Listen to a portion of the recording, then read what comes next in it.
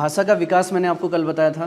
तो उस भाषा के विकास में मैंने आपको बोला था कि हिंदी का जो विकास हुआ है वो आपका मूल भाषा से हुआ है। मूल भाषा का मतलब आप सबको पता है कि जो जगत जननी भाषा है, मूल भाषा जो है वो क्या है? संस्कृत भाषा। इसी संस्कृत भाषा से आपका किसका विकास हुआ है? हिंदी भाषा का विकास हुआ है ना।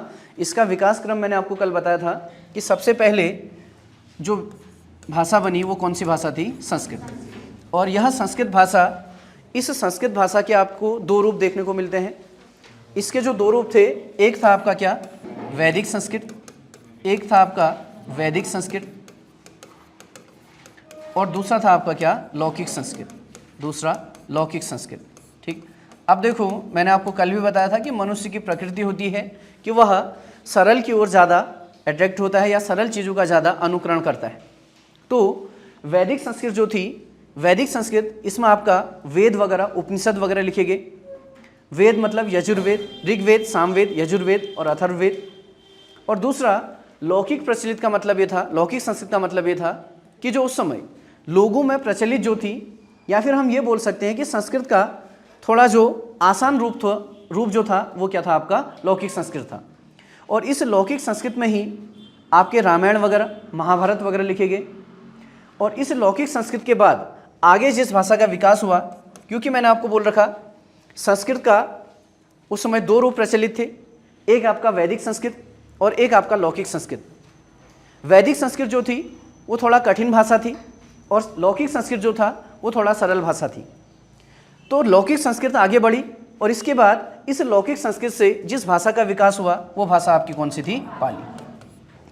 और कल मैंने आपको बताया था कि जब पाली भाषा का विकास हुआ तो उस पाली भाषा के समय बौद्ध धर्म का प्रचार प्रसार बहुत ज़्यादा हुआ और बौद्ध धर्म के 3 प्रमुख ग्रंथ उस समय लिखे गए। जिन बौद्ध धर्म के 3 ग्रंथों को त्रिपिटक बोला जाता है, जिनमें से एक था आपका विनय पिटक, एक था आपका अभिधम पिटक और एक था आपका सुत्त पिटक। कल बताया था मैंने आपको। उसके बाद इस पाली के बाद जो अगली भाषा का विकास हुआ वो आपकी कौन सी भाषा? प्राकृत भाषा। और इस प्राकृत के समय जैन धर्म का प्रचार प्रसार बहुत ज़्यादा हुआ और जैन धर्म के भी 3 प्रमुख ग्रंथ थे जिनको हम सम्यक ज्ञान, सम्यक दर्शन और सम्यक आचरण। उस प्राकृत के बाद जो अगली भाषा बनी वो आपकी थी अपभ्रंश। अपभ्रंश का मतलब है बिगड़ा हुआ रूप। जैसे मैंने आपको कल भी एग्जाम्पल समझाया था कि क्या होता है, अगर कोई शब्द है रामेश्वर, तो इस रामेश्वर का जो बिगड़ा हुआ रूप है इसको हम क्या बोल देते हैं? रामेश्वर बोल देते हैं। यही इसका क्या है? बिगड़ा हुआ रूप है, तो इसी को हम अपभ्रंश बोलते हैं। इसी अपभ्रंश की एक शाखा थी जिसको हम सौरसेनी अपभ्रंश बोलते हैं और उस सौरसेनी अपभ्रंश से किसका विकास हुआ? हिंदी भाषा का विकास हुआ। तो अगर आपसे पूछा जाता है कि हिंदी का विकास कैसे कैसे हुआ, तो सबसे पहले आपकी क्या थी? मूल भाषा, जिसको हम संस्कृत बोलते हैं। संस्कृत के 2 रूप थे, एक था आपका वैदिक संस्कृत, एक था आपका लौकिक संस्कृत। लौकिक के बाद अगली जो भाषा बनी वो पाली। पाली के बाद क्या बनी? प्राकृत। और इस प्राकृत के बाद जो अगली भाषा बनी वो कौन सी? अपभ्रंश। और अपभ्रंश के बाद जो इसका अगला रूप था वो कौन सा था? सौरसेनी अपभ्रंश। और इसी सौरसेनी अपभ्रंश से किसका विकास हुआ? हिंदी भाषा का विकास हुआ। ठीक, यहाँ तक की क्लास आपकी कल होगी थी। इसके बाद आज हम बात करते हैं कि हिंदी के संवैधानिक विकास की। अब थोड़ा सा हिंदी के संवैधानिक विकास की बात करते हैं। अब जो हिंदी का संवैधानिक विकास था, जब हमारा संविधान लागू हुआ 26 जनवरी 1950 को, तो 26 जनवरी 1950 को हमने अपने संविधान के भाग 17 में, और हमारे संविधान में जो अनुसूची जुड़ी वो अनुसूची 8, और उसके तहत हमारे संविधान में कितनी भाषाएं जोड़ दी गई? 14 भाषाएं जोड़ दी गई। जब 26 जनवरी 1950 को हमारा संविधान लागू हुआ तो संविधान लागू होते वक्त हमने अपने संविधान में 8वीं अनुसूची जोड़ दी गई, संविधान में भाग 17 जोड़ दिया गया और संविधान में आर्टिकल अनुच्छेद 343 से 351 जोड़ दिए गए। उसके अलावा 2 अनुच्छेद, एक आर्टिकल आपका 120 और एक आर्टिकल 210। 120 जो है वो लोकसभा या फिर सदन की जो कार्यवाही होती है उसमें किस भाषा का प्रयोग किया जाएगा उसका उल्लेख हमारे संविधान के आर्टिकल 120 में है। और विधानमंडल, विधानसभा या विधान परिषद की जो कार्यवाही होती है उसमें किस भाषा का प्रयोग किया जाएगा उसका उल्लेख हमारे संविधान के आर्टिकल 210 में है। तो 26 जनवरी 1950 को जब हमारे देश का संविधान लागू हुआ उस समय हमने संविधान की जो अनुसूची संविधान में जो अनुसूची जोड़ी वो 8वीं अनुसूची, और संविधान में भाग 17 जोड़ दिया गया, जिसके तहत आर्टिकल 343 से 351 तक जोड़ दिए गए। और उस समय 26 जनवरी 1950 को हमने 14 भाषाओं को क्या कर दिया गया, इसमें जोड़ दिया गया। उसके बाद 21वां संविधान संशोधन 1967 किया गया, और इस 21वां संविधान संशोधन 1967 के तहत सिंधी भाषा को हमने क्या कर लिया, इसमें शामिल कर लिया गया। और उसके बाद जब 71वां संविधान संशोधन 1992 किया गया, तो 71वें संविधान संशोधन 1992 के तहत हमने 3 भाषाओं को और संवैधानिक दर्जा दे दिया, जिसमें से कोंकणी, मणिपुरी और नेपाली। और उसके बाद 92वां संविधान संशोधन 2003 कर दिया गया, और 92वां संविधान संशोधन 2003 को करने के बाद हमने अपने संविधान में 4 भाषाओं को जोड़ दिया गया, और वो जो 4 भाषाएं थी वो बोडो, डोगरी, मैथिली और संथाली। तो ये थोड़ा सा आपका संवैधानिक विकास था।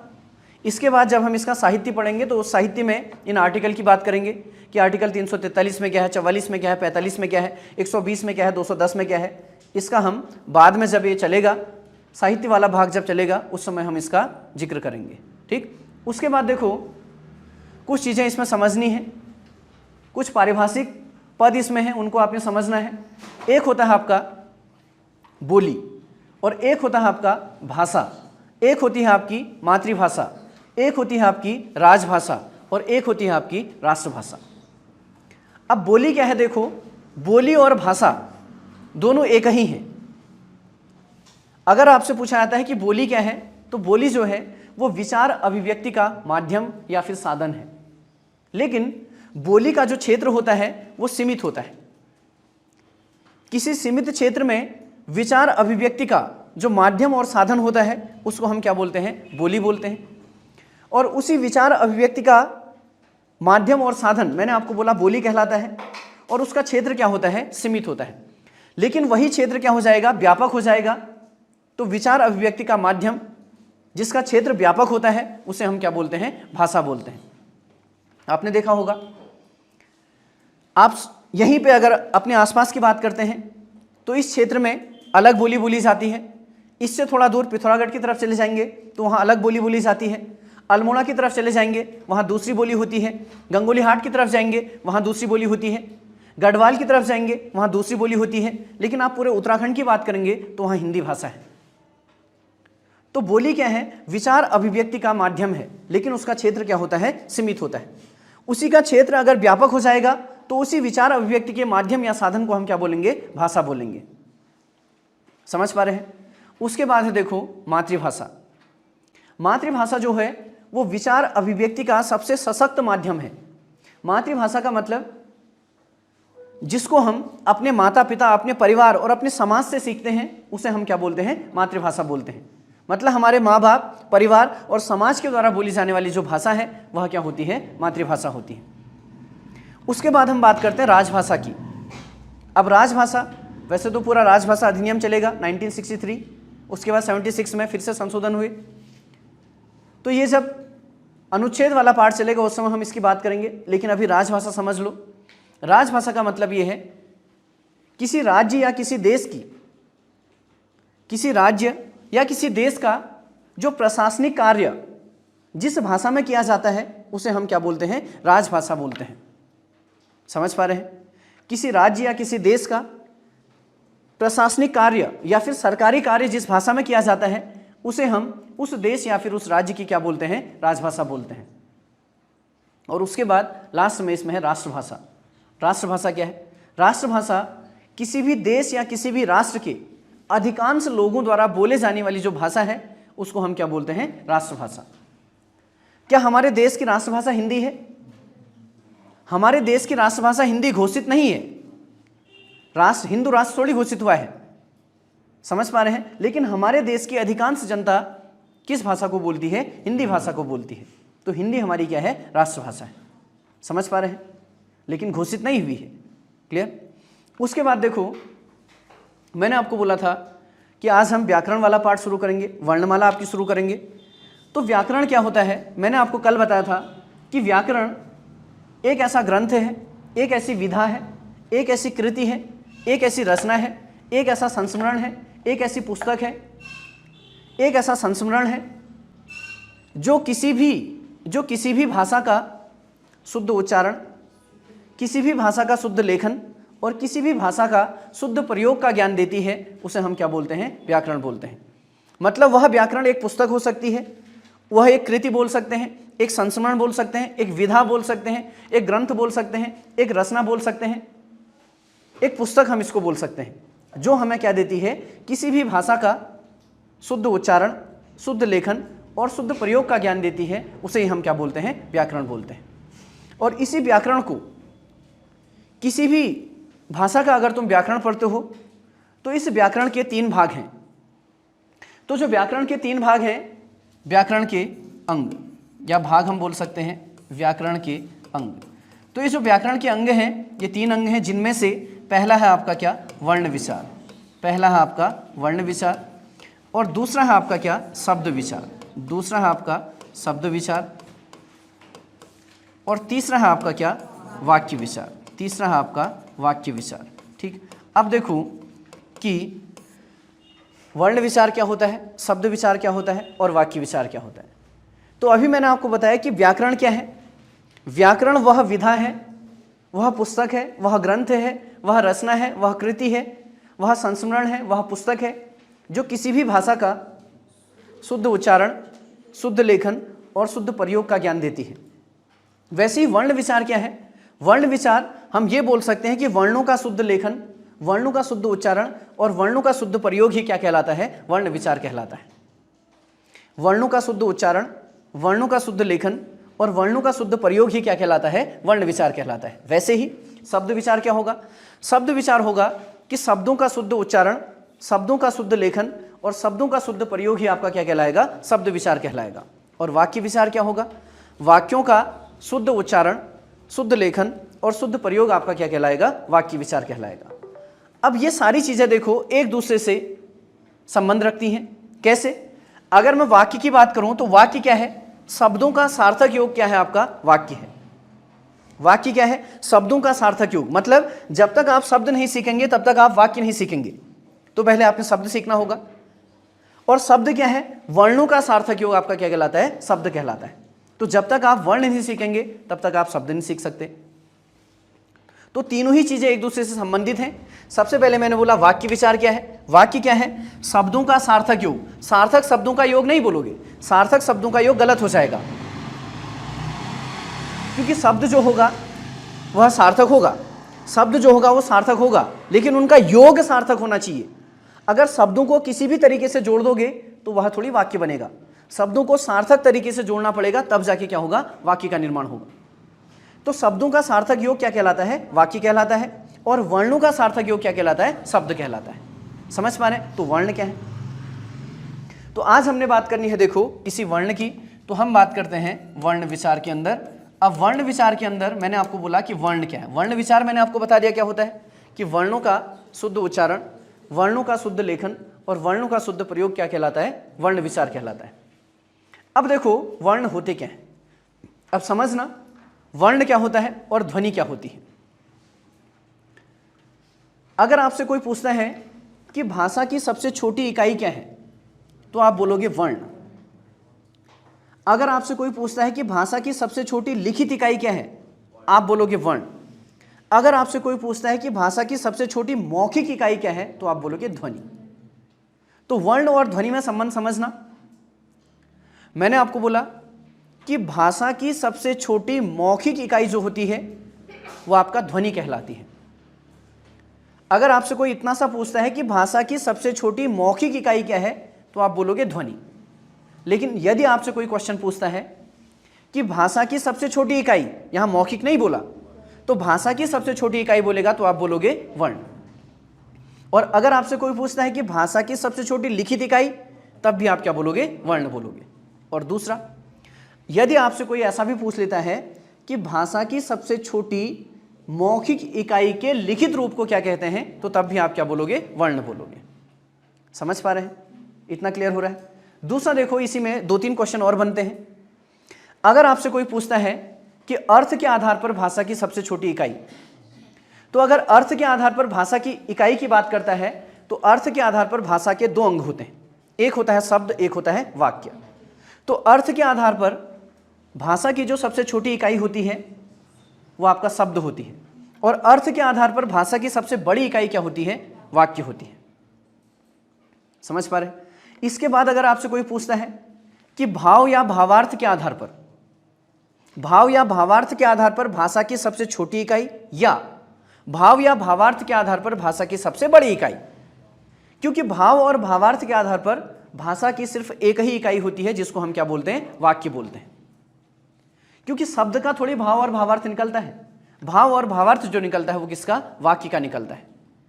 तो भाव या भावार्थ के आधार पर भाषा की सबसे छोटी या भाषा की सबसे बड़ी या भाषा की इकाई क्या होगी? वाक्य होगी। समझ पा रहे हैं?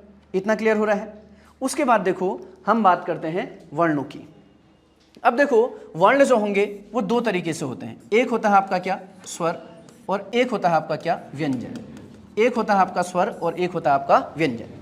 ठीक है, अब स्वर क्या होते हैं और व्यंजन क्या होते हैं पहले इसको समझना है, उसके बाद हम स्वरों का जिक्र करेंगे और फिर हम व्यंजन पढ़ेंगे। अब स्वर क्या होता है देखो जरा समझना ध्यान से।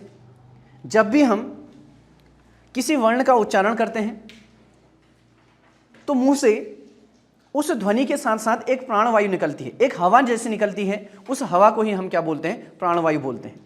समझना मैं क्या बोल रहा हूं। देखो हमने वर्णमाला पढ़नी है और उस वर्णमाला के अंदर सबसे पहले हमने क्या पढ़ना है? स्वर, और उसके बाद हमने क्या पढ़ना है? व्यंजन। अब स्वर होते क्या हैं जरा समझना।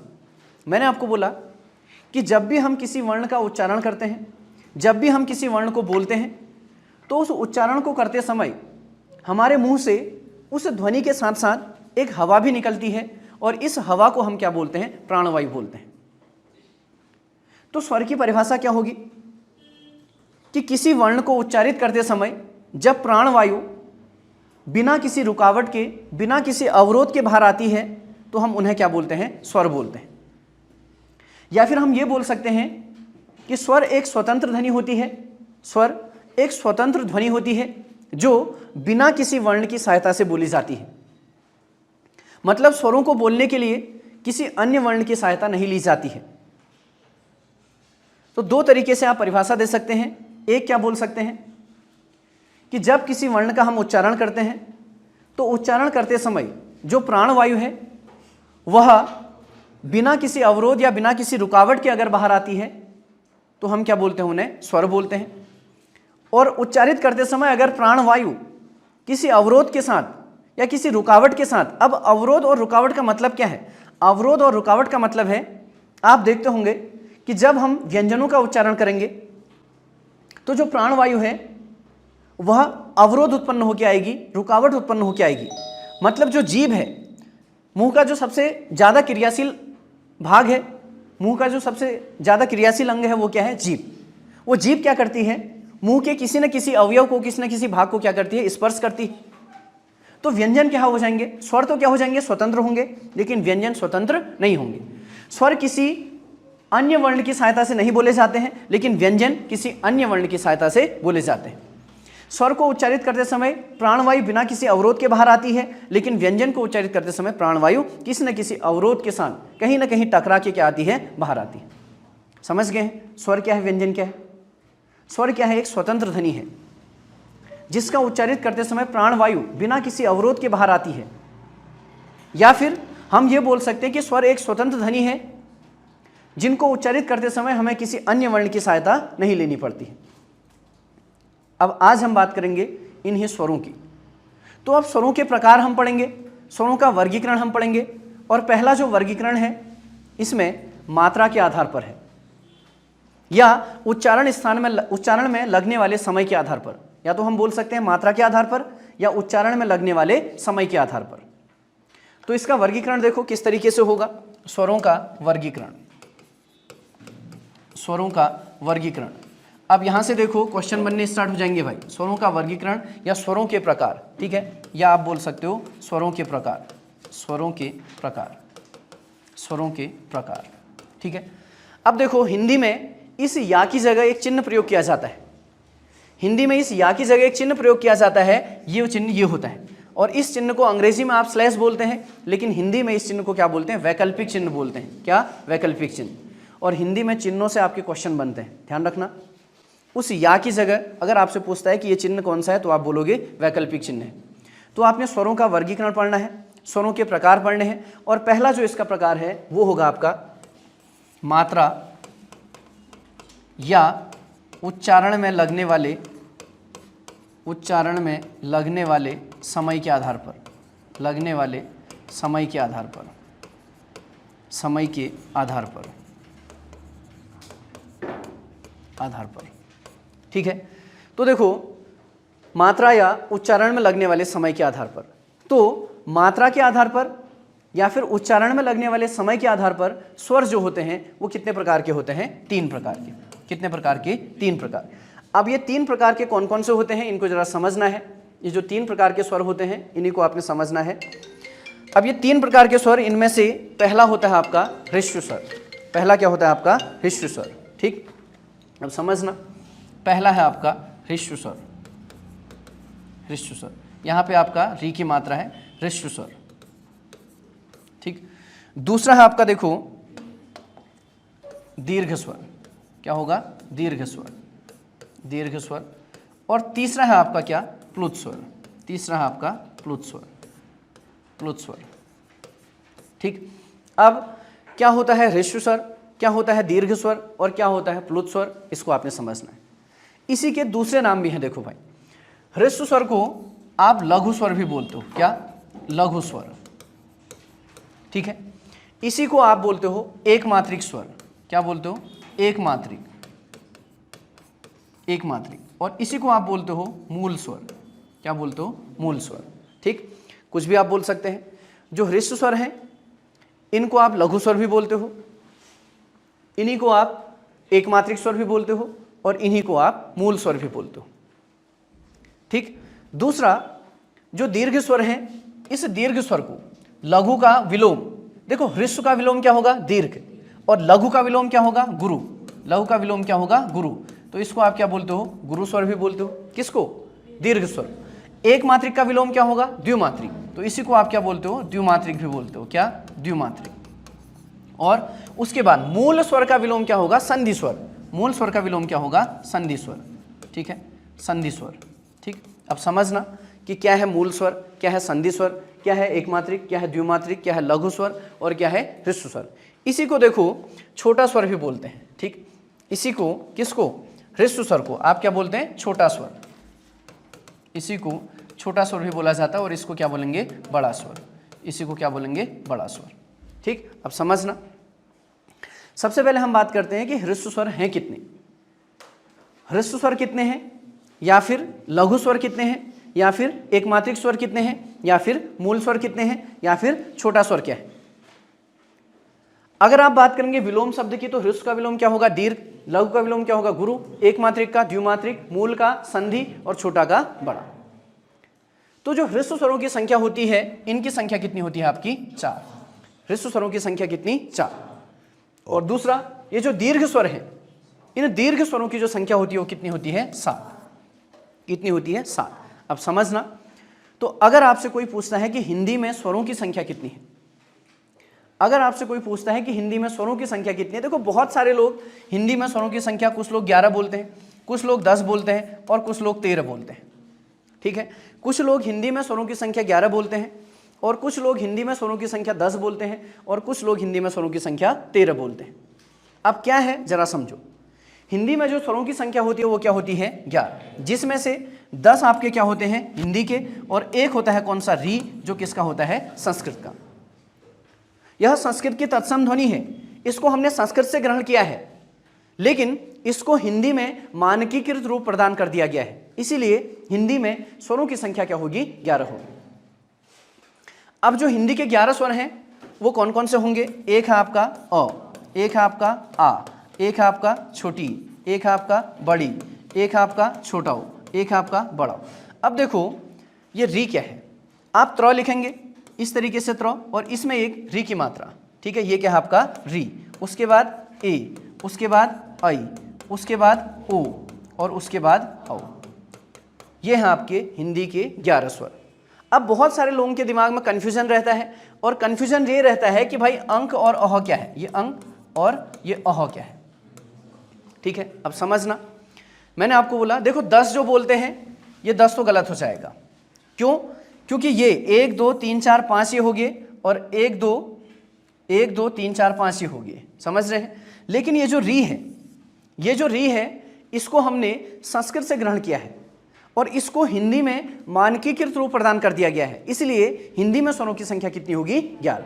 वैसे किसका स्वर है? संस्कृत का स्वर है। और संस्कृत में स्वर नहीं बोलते, संस्कृत में इनको क्या बोलते हैं? अच बोलते हैं। संस्कृत में इनको क्या बोलते हैं? अच। हिंदी के जो स्वर हैं संस्कृत में उनको क्या बोलते हैं? अच बोलते हैं। और संस्कृत में इनकी संख्या कितनी होती है? 13 होती है। कौन से 13 होते हैं? 11 तो ये रहे, 11 तो ये रहे और एक है इसमें, ये तो क्या है? लघुरी, ये छोटा री, ह्रस्वरी, लघुरी, और एक होता है बड़ा री। बड़ा री कैसे लिखेंगे? ये देखो, ये त्र की मात्रा और यहाँ पे 2 बार ऐसे, तो ये क्या होगा? दीर्घ री। ये क्या होगा? दीर्घ री। और एक संस्कृत में क्या होता है? ल के नीचे री की मात्रा री। तो संस्कृत में अगर आपसे पूछता है कि स्वरों की संख्या कितनी है? 13, और संस्कृत में स्वरों को क्या बोलते हैं? अच बोलते हैं। इतना समझ गए? इतना समझ गए? स्वर पढ़ रहे थे। हिंदी में स्वरों की संख्या कितनी? 11। 10 तो ठीक हो गया। एक क्या है? री। कहाँ से ग्रहण किया है? संस्कृत से। हिंदी में उसको मानकीकृत रूप प्रदान कर दिया है, इसलिए हिंदी में स्वरों की संख्या 11।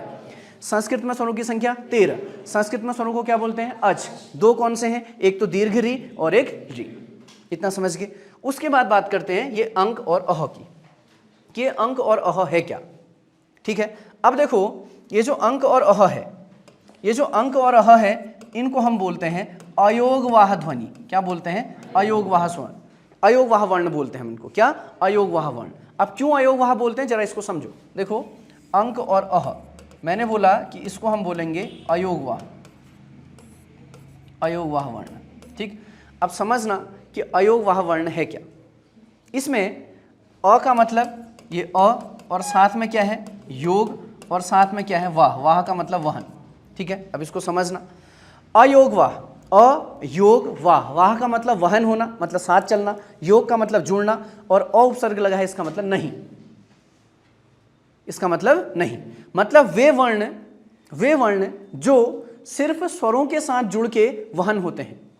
वे वर्ण जो सिर्फ स्वरों के साथ जुड़ के वहन होते हैं उनको हम क्या बोलते हैं? अयोगवाह वर्ण बोलते हैं।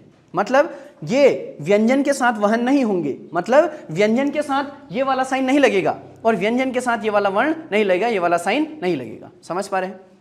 अयोगवाह समझ रहे हैं? तो अगर आपसे कोई पूछता है कि अयोगवाह वर्ण कितने हैं, तो आप क्या बोलोगे? एक कौन सा?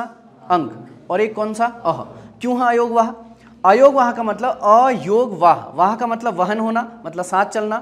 योग का मतलब जुड़ना, और अ उपसर्ग का मतलब नहीं का अर्थ देता है। मतलब ये स्वरों के साथ जुड़ के वहन होते हैं लेकिन व्यंजन के साथ जुड़ के वहन नहीं होते हैं, इसलिए इनको हम क्या बोलते हैं? अयोगवाह।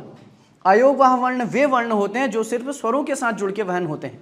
अब बहुत सारे लोगों के दिमाग में आता है कि भाई ये तो व्यंजन के साथ भी जुड़ता है। जैसे एक बहुत आसान सा एग्जाम्पल है कंठ। कंठ, अब इसमें देखो ये जो अंक है इस चिन्ह का मतलब होता है अ के ऊपर जो बिंदु लगी है इसको हम बोलते हैं अनुस्वार, और अ के आगे जो बिंदु लगी है इसको हम बोलते हैं विसर्ग। तो ये जो विसर्ग और अनुस्वार जो है ये सिर्फ स्वर के साथ लगती हैं, ये व्यंजन के साथ नहीं जुड़ती हैं। लेकिन मैंने आपको एक एग्जाम्पल बताया कि क के ऊपर तो अनुस्वार लगा है, वो क के ऊपर अनुस्वार नहीं लगा है। वो क्या होगा? देखो इस क में से अगर तुम स्वर हटाओगे तो नीचे क्या लगाओगे? हलन। हिंदी में किसी भी वर्ण के ऊपर अगर आपने स्वर हटाना है तो उसमें नीचे क्या लगा देंगे? हलन।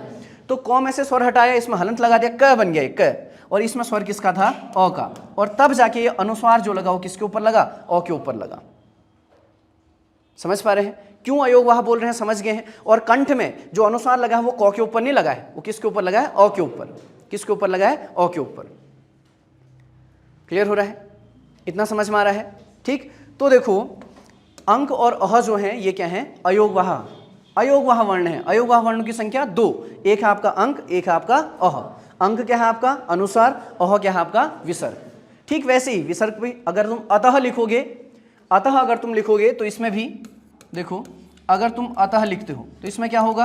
अ, फिर तो में से स्वर लग गया तो स्वर क्या है? अ का, और साथ में क्या होगा? विसर्ग। ये समझ गए? क्लियर हो गया है? ठीक, तो हम पढ़ रहे थे स्वरों का वर्गीकरण।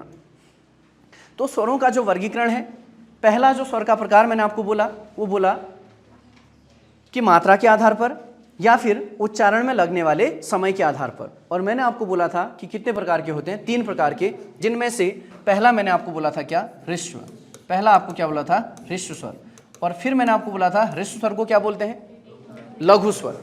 और क्या बोलते हैं, एकमात्री। और क्या बोलते हैं, मूल स्वर। और क्या बोलते हैं, छोटा स्वर। ठीक, अब देखो ह्रस्व हो गया और एक और लिखता हूं मैं यहाँ पे क्या, मूल स्वर। इनकी संख्या कितनी होती है, 4। दूसरा, फिर मैंने आपको बोला क्या, दीर्घ स्वर। क्या होगा, दीर्घ स्वर। इनको हम क्या बोलते हैं, संधि स्वर। क्या बोलते हैं, संधि स्वर। और इनकी संख्या कितनी, 7। ठीक, और अगले जो स्वर होते हैं वो क्या होते हैं, प्लुत स्वर। क्या बोलते हैं, प्लुत स्वर। ठीक है, तो इनकी संख्या, अब 4 वो हो गए, 7 हो गए, 11 पूरे हो गए, तो इनकी संख्या कहाँ से रही, इनके लिए तो कोई बचा ही नहीं। लेकिन वही चीजें क्या हो जाती हैं, प्लुत हो जाती हैं। अब कौन कौन से स्वर प्लुत होते हैं इसके बारे में अभी बात करेंगे। ठीक, पहले इसके बारे में सुनो। अब जो 4 हैं, जो 4 हैं वो कौन कौन से हैं हाँ, इसमें देखो, अब जो 4 हैं उसमें पहला क्या है, अ, फिर क्या है, ई, फिर क्या है, उ, और फिर क्या है, री। ये हो गया आपके ह्रस्व स्वर। अब दीर्घ स्वर क्या है, इनके अलावा बचे हुए कौन से, आ हो गया, फिर बड़ी हो गया, फिर बड़ाऊ हो गया, फिर ए हो गया, फिर आई हो गया, फिर ओ हो गया, फिर औ हो गया। तो ये क्या है, आपके दीर्घ स्वर है। समझ गए। अब देखो मूल स्वर क्यों बोलते हैं। एक जगह मैंने आपको बोला था ह्रस्व स्वर को क्या बोलते हैं, मूल स्वर बोलते हैं। इसलिए मूल स्वर बोलते हैं क्योंकि उनका तुम और विच्छेद नहीं कर सकते हो। उनका तुम और विच्छेद नहीं कर सकते हो। क्या किसी स्वर को तुम आधा कर सकते हो, किसी भी स्वर को आधा नहीं कर सकते हो। क्यों, क्योंकि इनमें मात्रा कितनी है, एक मात्रा है। अ की मात्रा कितनी है, एक। वैसे तो अ की मात्रा दिखाई भी नहीं जाती। क्यों, अ की मात्रा इसलिए नहीं दिखाई जाती है क्योंकि अ को उदासीन स्वर बोला जाता है। अ को क्या बोला जाता है, उदासीन स्वर बोला जाता है। इसी अ का क्या बनता है, अवग्रह बनता है। अवग्रह, अगर आप पुरानी संस्कृत की किताबों को पढ़ोगे तो पुरानी संस्कृत की किताबों में इस तरीके से कोई शब्द लिखे जाते हैं। जैसे मैंने शब्द लिख दिया प्रथमोध्याय। प्रथमोध्याय, प्रथमोध्याय इसका मतलब क्या हुआ, प्रथम। इसका विग्रह करोगे तो प्रथम योग अध्याय, प्रथम योग अध्याय। इसमें क्या हो जाता है, इसमें ये तो दीर्घादेश हो जाता है और साथ में इनके बीच में अ का अवग्रह हो जाता है। इसी को हम बोलते हैं अ का अवग्रह होना। समझ रहे हैं। तो अ का कोई चिन्ह नहीं होता है, अ की कोई मात्रा नहीं होती है। अ क्या होता है, एक उदासीन स्वर होता है। समझ पा रहे हैं। तो मूल स्वर का मतलब है कि जिनको हम और तोड़ नहीं सकते हैं, जिनके हम और छोटे हिस्से नहीं कर सकते हैं। मूल स्वर। क्या किसी स्वर को तुमने आधा देखा है, किसी स्वर को तुमने आधा देखा है, तो ये तो एक मात्रा वाले हैं। अगर तुम इनको तोड़ दोगे तो इसका मतलब इनको तो आधी मात्रा बना दे रहे हो। तो क्या किसी स्वर को तुमने आधा देखा है, कोई भी स्वर आधा नहीं होता है। समझ पा रहे हैं। इसलिए इनको क्या बोलते हैं, मूल स्वर, क्योंकि ये टूटते नहीं है। समझ पा रहे हैं। दूसरा, इनको मैंने एक जगह लिखा है संधि स्वर। क्यों संधि स्वर, देखो अगर तुम आ और बड़ी को देखोगे तो आ और बड़ी, आ का जो योग होता है वो अ और अ के योग से आ बनता है, या फिर अ और आ के योग से आ बनता है, या फिर आ और आ के योग से आ बनता है, या फिर आ और अ के योग से आ बनता है। ऐसी ई के साथ होगा, बड़ी ई के साथ। तो ये क्या है, दीर्घ संधि के हैं। किसके हैं, दीर्घ संधि के। इसीलिए तो संधि स्वर बोल रहे हैं, इसीलिए तो संधि स्वर बोल रहे हैं। अब ये क्या है, दीर्घ संधि के। उसके बाद देखो ये जो है ऊ किसका है, बड़ा ऊ जो है, बड़ा ऊ किसका बनता है, बड़ा ऊ जो बनता है, छोटा ऊ बड़ा ऊ, छोटा ऊ बड़ा ऊ, छोटा ऊ बड़ा ऊ है दीर्घ संधि में। लेकिन देखो अगर तुम इनकी बात करोगे, इनकी बात करोगे, जो ए आई ओ और औ है, ए आई ओ और औ जो है, इसको सुनना ध्यान से। तो ए और ओ जो है ये किस में बनते हैं, गुण संधि में। किस में बनते हैं, गुण संधि में। और आई और औ जो है ये किस में बनते हैं, वृद्धि संधि में बनते हैं ना, बनते हैं। पक्का पता है, पता है। तो ये किस में बनते हैं, दीर्घ संधि में। ये किस में बनते हैं, ए और ओ किस में बनते हैं, गुण संधि में। और आई और औ किस में बनते हैं, वृद्धि संधि में। तो इसीलिए इनको क्या बोलते हैं, संधि स्वर भी बोलते हैं। क्या बोलते हैं, संधि स्वर भी बोलते हैं। अगला, इन्हीं को आप संयुक्त स्वर भी बोलते हैं। ए आई ओ औ को आप क्या बोलते हैं? संयुक्त स्वर भी बोलते हैं। इतना समझ गए? ह्रस्व पता चल गया, दीर्घ पता चल गया। ह्रस्व की संख्या कितनी, दीर्घ की संख्या कितनी? 7। क्लियर। उसके बाद बात करते हैं प्लुत की। अब प्लुत क्या है? 4 वहां रख दिए, 7 यहां रख दिए तो हो गए 11। तो प्लुत क्या है? प्लुत के लिए तो बचे नहीं कोई। तो प्लुत क्या है? देखो, अगर किसी भी वर्ण को बहुत लंबे समय तक लगातार उच्चारित करते हैं तो वह क्या बन जाता है? प्लुत बन जाता है। क्या बन जाता है? प्लुत बन जाता है। अब देखो कौन कौन से हिंदी के स्वर जो हैं वो प्लुत रूप धारण करते हैं। अब ध्यान से सुनना मैं क्या बोल रहा हूं। यदि हम किसी वर्ण को लंबे समय के लिए उच्चारित करें और लंबे समय तक उच्चारित करने पर वह दीर्घ रूप धारण नहीं करता है तो उन वर्णों को या उन स्वरों को हम क्या बोलते हैं? प्लुत बोलते हैं। जैसे अ का उच्चारण करो, अगर तुम अ का उच्चारण करो तो जितने भी देर के लिए अ का उच्चारण करो, क्या अ की ध्वनि बदलेगी? क्या आ बन सकता है? क्या छोटी बन सकती है? तो इसका मतलब अ क्या होगा? प्लुत होगा। अ क्या होगा? प्लुत। उसके बाद आ। अगर तुम आ का उच्चारण करते हो तो आ को बहुत समय के लिए अगर तुम उच्चारित करोगे तो क्या आ की कोई ध्वनि बदलेगी? नहीं बदलेगी। तो ये क्या बन जाएगा? प्लुत बन जाएगा। तो क्या होगा? आ। उसके बाद छोटी। यदि तुम छोटी का उच्चारण करते हो, छोटी को उच्चारित करते हो और बहुत लंबे समय तक लगातार छोटी को उच्चारित करोगे तो छोटी प्लुत बनने से पहले बड़ी बन जाएगी। बनेगी ना? ई अगर हम बोलेंगे तो प्लुत बनने से पहले वो बड़ी बनेगी और बड़ी जाके क्या बनेगी? प्लुत। तो इसलिए छोटी प्लुत नहीं है बल्कि प्लुत क्या है? बड़ी। बड़ी और सेम बढ़ाओ। उसके बाद ए कभी आई नहीं बनेगा, ए होते रहेगा, आई नहीं बनेगा। तो ए। उसके बाद आई। समझ रहे हैं? उसके बाद ओ और उसके बाद आओ। तो प्लुत स्वर की संख्या अगर आपसे पूछा जाता है तो प्लुत स्वर की संख्या कितनी होगी? 8। लेकिन अगर आपसे संस्कृत में प्लुत पूछा जाएगा तो 9। क्यों? वहां एक दीर्घरी है और एक लघुरी है। लघुरी जो ह्रस्वरी होगी वो तो प्लुत नहीं बनेगी, लेकिन जो दीर्घरी होगी वो क्या बन जाएगी? प्लुत बन जाएगी। इतना समझ गए? क्लियर हो गया है? पक्का समझ गए हैं? ठीक। उसके बाद देखो अगला जो वर्गीकरण करने का आधार है, अगला जो स्वरों को बांटने का आधार है वो है ओष्ठ आकृति के आधार पर। ओष्ठ आकृति के आधार पर। ओष्ठ आकृति के आधार पर मतलब होंठों की जो आकृति बनती है उसके आधार पर। तो ओष्ठ आकृति के आधार पर स्वरों का वर्गीकरण। ओष्ठ आकृति के आधार पर, ओष्ठ आकृति के आधार पर। ठीक है, यहां से क्वेश्चन बनते रहते हैं भाई। अब ओष्ठ आकृति के आधार पर स्वर जो हैं वो कितने प्रकार के? 2 प्रकार के।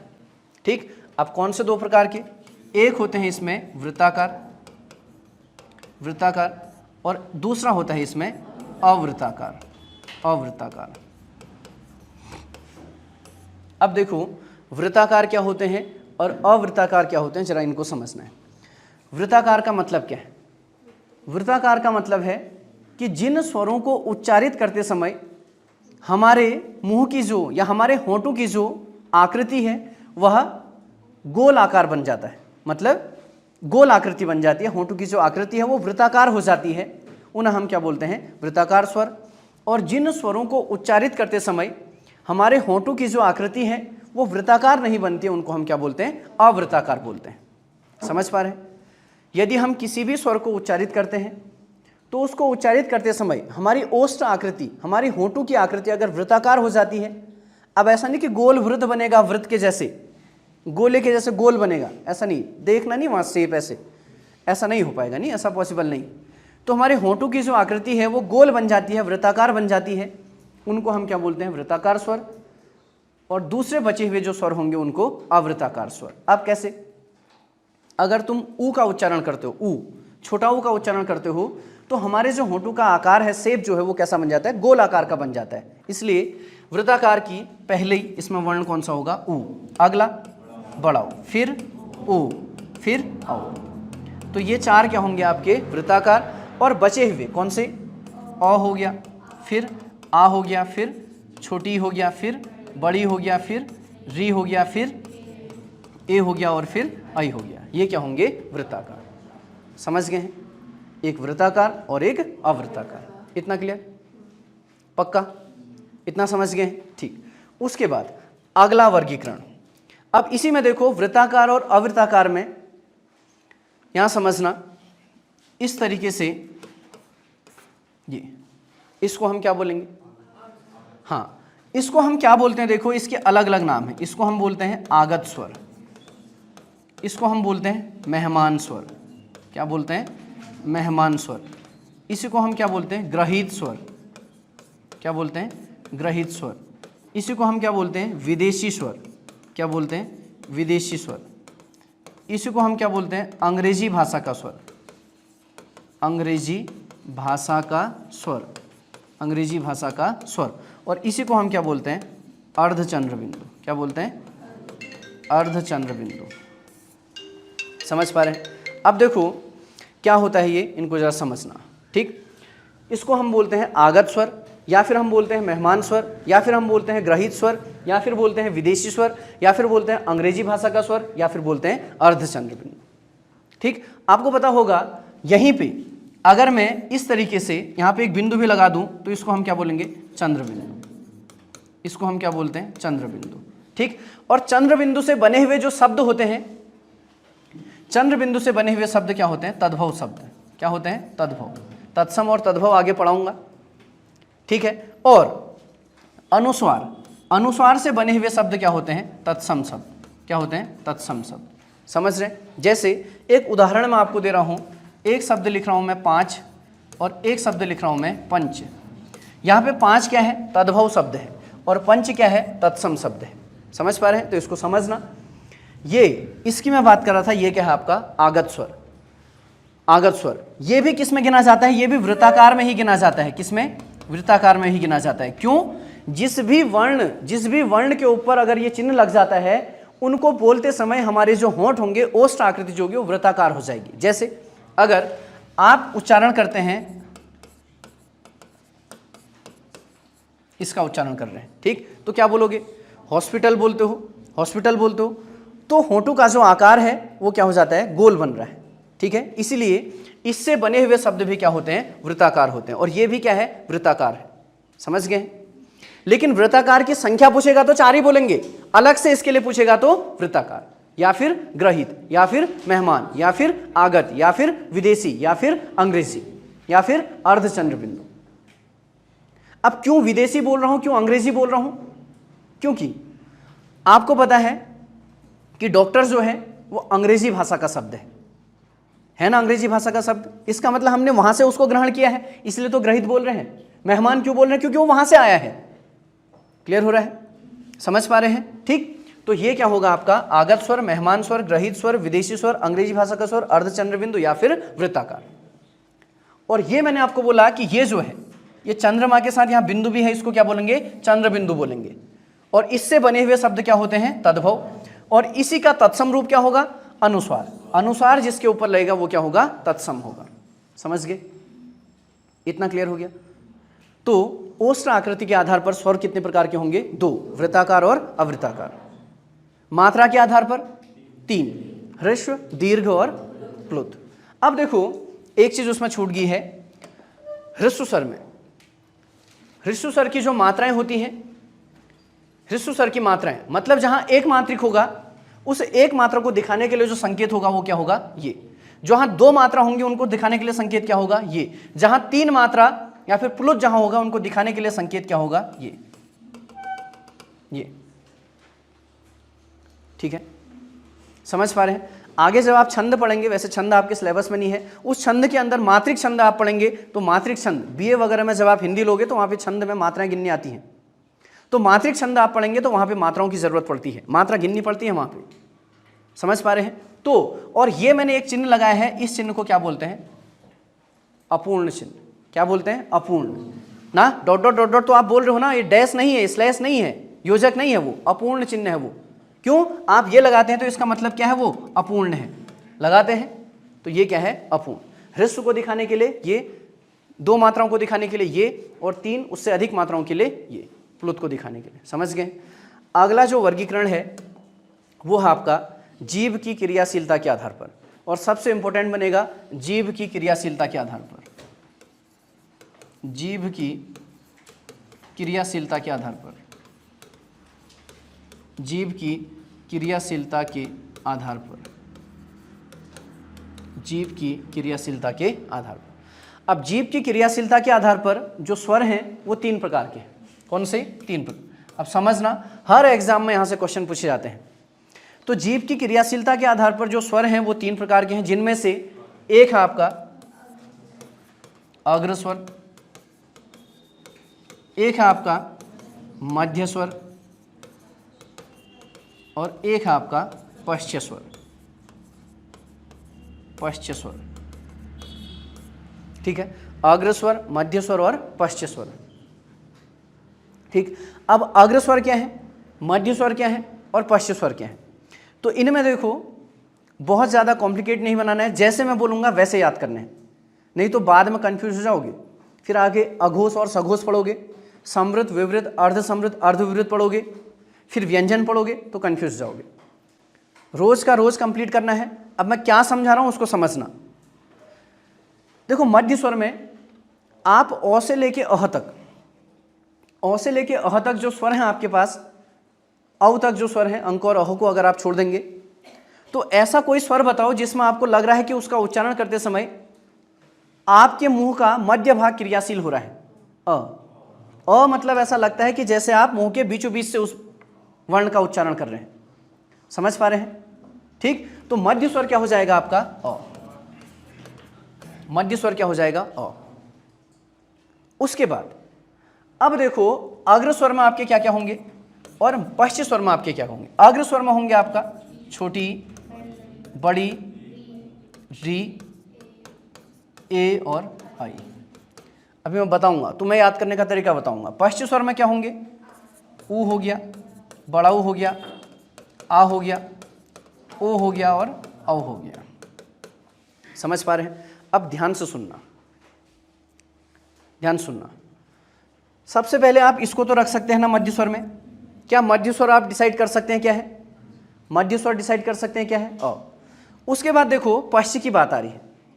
अगर आप किसी डॉक्टर के पास जाते हैं और उस डॉक्टर को आपका गला देखना है या आपकी जीभ देखनी है तो आपको क्या बोलता है?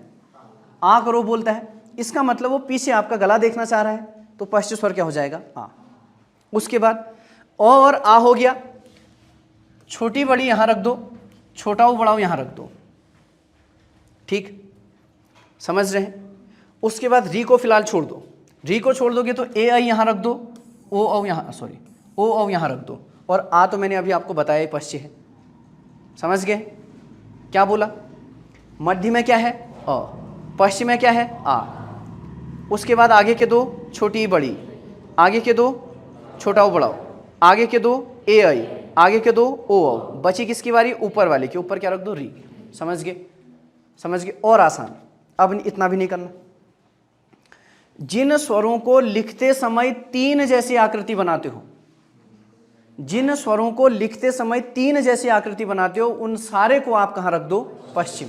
मध्य छोड़ने के बाद, मध्य लिख दिया आपने अ, मध्य छोड़ने के बाद यहां समझो, मध्य छोड़ने के बाद, मध्य छोड़ने के बाद जितने भी स्वर को लिखते समय आप हिंदी का 3 जैसी आकृति बनाते हैं उन सबको पश्चिम में लिख दो। देख लो, 3 जैसा बनाया, 3 जैसा बनाया, 3 जैसा बनाया, 3 जैसा बनाया, 3 जैसा बनाया, आगे सब बचे हुए सारे ऊपर। ठीक है, तो इतना ही रखते हैं, इसके बाद कल। ठीक है।